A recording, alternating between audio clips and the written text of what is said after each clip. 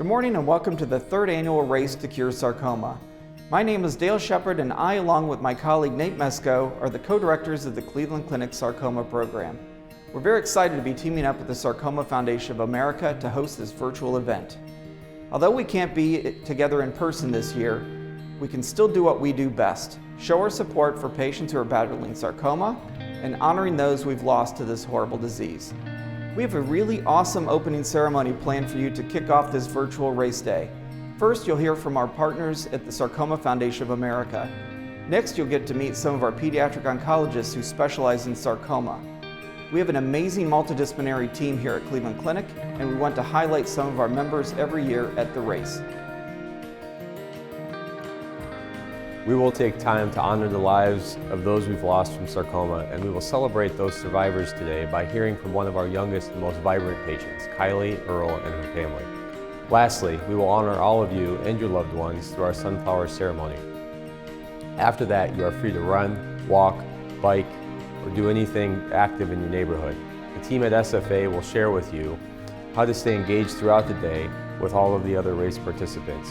Before we hand you over to our team from Sarcoma Foundation of America, we have a few quick thank yous. First, we'd like to also take a minute to thank our sponsors, especially in this climate with coronavirus and COVID-19. We still have people that care and believe in this mission.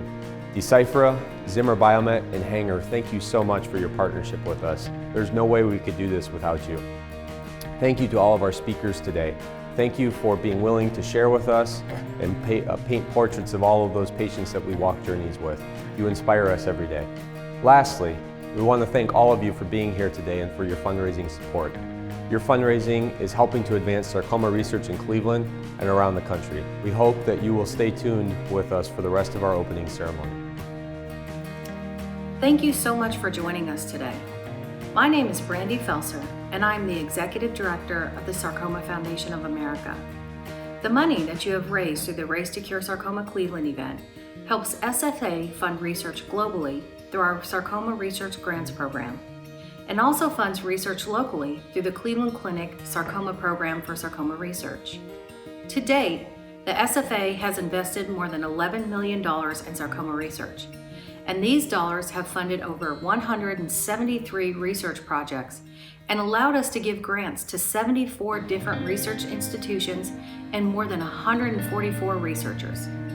Locally, last year alone, we were able to give the Cleveland Clinic $100,000 to use at a local level, thanks to your support of this event, and also through our research grant program.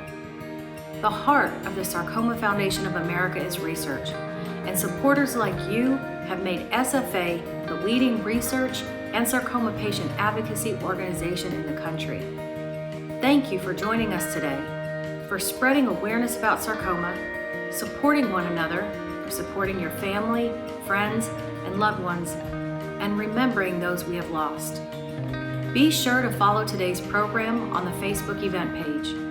You can search for the virtual Race to Cure Sarcoma Cleveland event on Facebook, or go to the event registration page and you will find a link. We also encourage you to post your pictures and share your stories with us. Thank you for joining us in our mission and for caring about ending sarcoma as much as we do.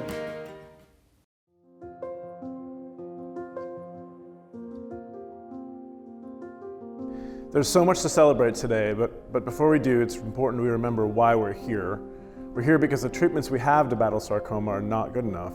We need more research and more awareness about this horrible disease. At this time, we would like to observe a moment of silence to remember those who are not able to be here with us. Even though they are not here physically, they are a part of the very fabric that makes up our lives. May we always cherish the memories of these friends and family members who live on in our hearts. They are here with us, walking beside us every day, unseen, unheard, but close to us always.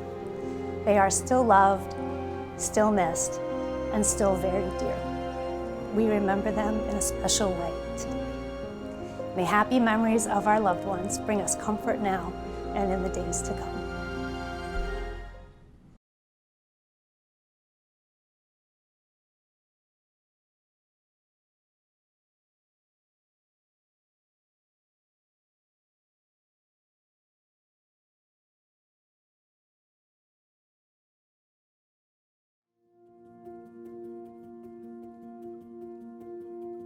I think with a lot of pediatric oncologists, but for me for sure, is I experienced cancer firsthand in both family members and friends growing up as a teen, and then also in medical school. And through that experience, I was able to learn more about the field going through school and how really special it is, and being able to really to be part of that is something that I really just wanted to do.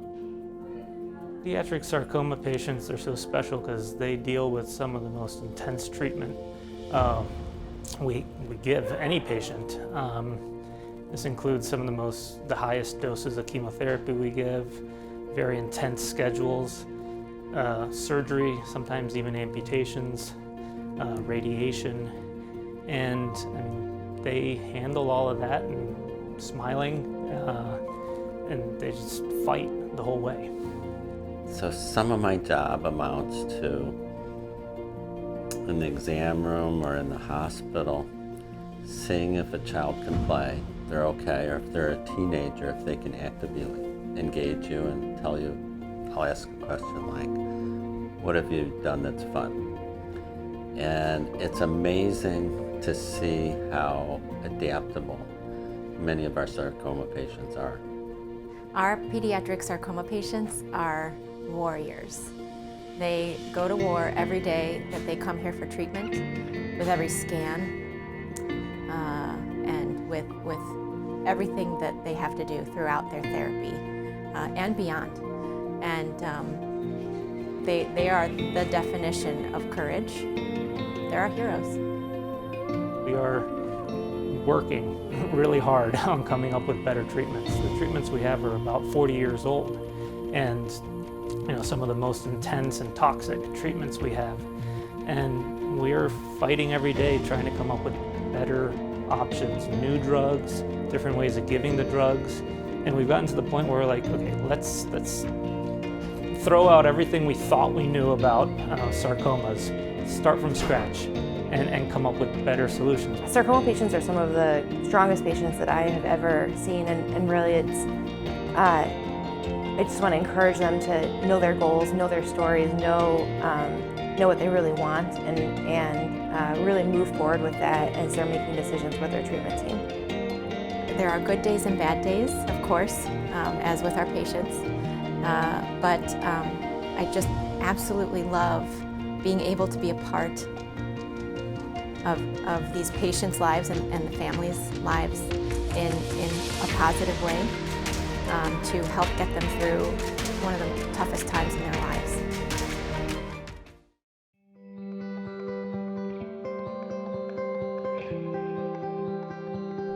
So Kylie is one of those patients that you never forget. When you meet her for the first time, you are absolutely changed immediately.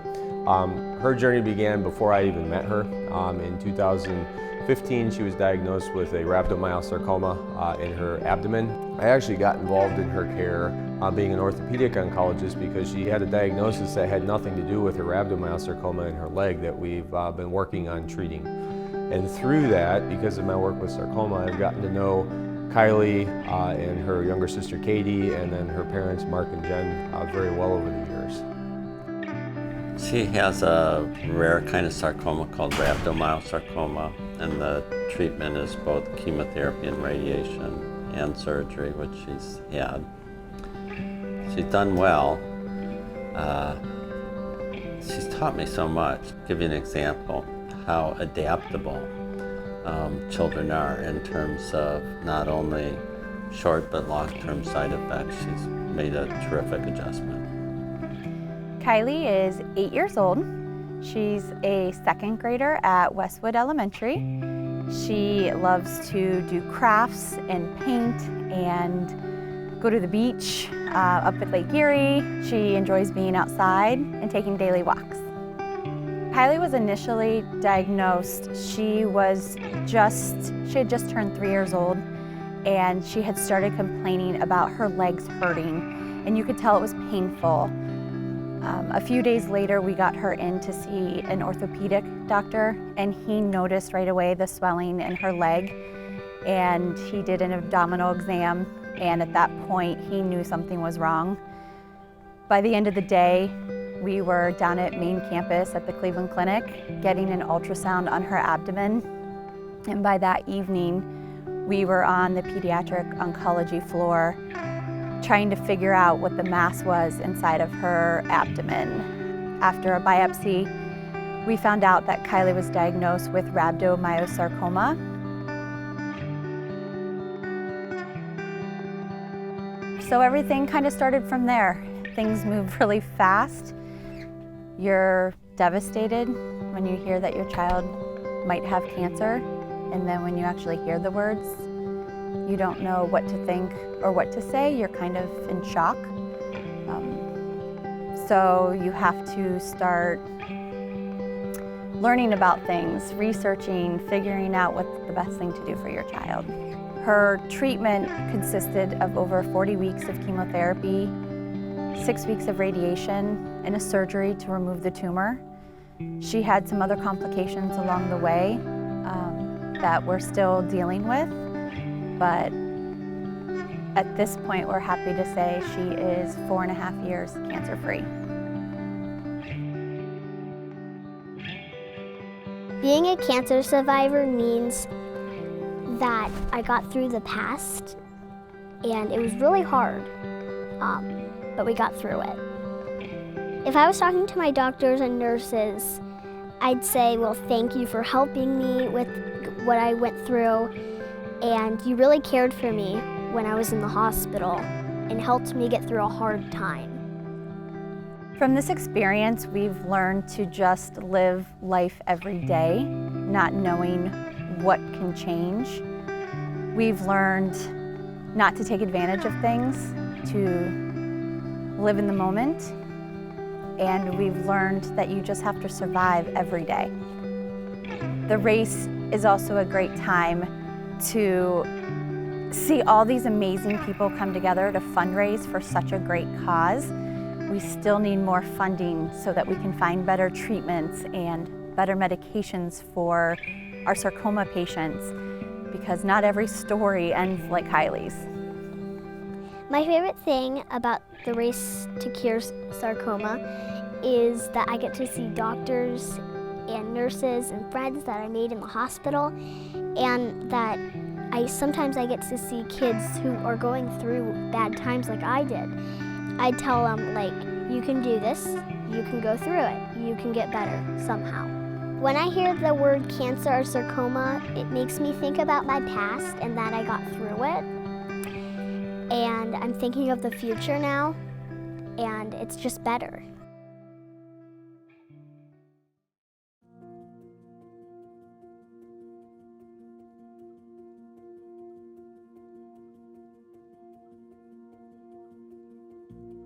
Dear survivors, we want you to know that you are the reason why we are here. We are rooting for you, we are praying for you, walking the journey with you, and here to support you. As some of you may know, the sunflower has been established as a symbol for sarcoma awareness. We'd like to share the reasons why the sunflower is a perfect representation of all of you and your cancer battle. Like the many types of sarcoma, the sunflower has over 50 species around the world, each one of them beautiful and unique, just like you. Sunflowers forge deep roots so they can grow tall. Doing so provides them the strength to become some of the tallest flowers in the world. Like sunflowers, sarcoma survivors are strong and stretch themselves to new heights to gain new perspectives, even in the hardest of conditions. Sunflowers follow the sun. In a similar way, sarcoma survivors look for the light in the darkness of cancer. They travel far and wide to search for the best doctors and the best treatments, while also seeking out hope and goodness. Sunflowers attract and provide nourishment to others, bees and butterflies to be exact. Similarly, your strength, your powerful stories attract and strengthen all who know you. Thank you for sharing your lives with us. The sunflower is used by many cultures across the world as a symbol of faith, loyalty, adoration, strength, cheerfulness, and warmth. While you know all too well the devastation of this diagnosis, like the sunflower, you show so much strength and hope in the midst of a difficult situation. On behalf of all of your caregivers, physicians, nurses, social workers, and others, we are honored to be part of your journey. We promise to work every day to fight alongside you in this very important battle. Please accept this sunflower as a sign of hope for the future and a commitment from your caregivers to fight on your behalf for a world without sarcoma.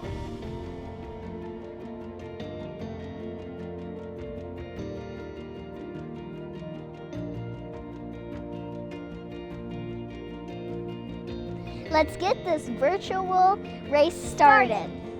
10, 9, 8, 7, 6, 5, 4, 3, 2, 1. Let's race to cure sarcoma. Woo!